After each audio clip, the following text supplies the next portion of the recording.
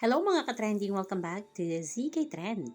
Pa-throwback ni Donnie sa taong 2016, konektado lahat kay Belle?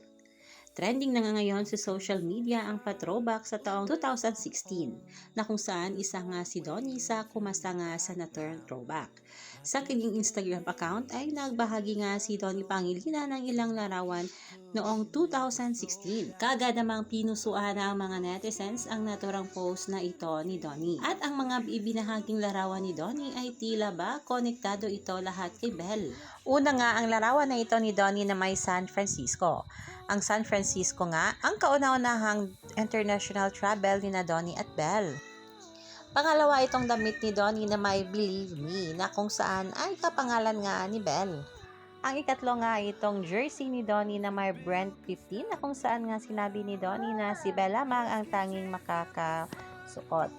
At pangapat nga itong damit ni Donnie na may Boracay na kung saan ang Boracay ay nasa Aklan. At matatandaan natin na kagagaling lang ni Belle sa Calibo, Aklan. At ito nga ang panglima at alam naman natin na Belle is 23 years old. Marami na nga mga bablis ang nakapansin na tila konektado nga ang mga ipinost ni Donnie.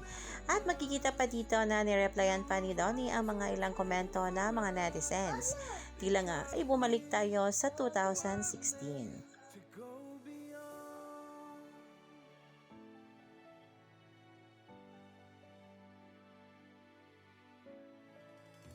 I won't forget where I came from. I'll use my past to build my future. Keep moving forward.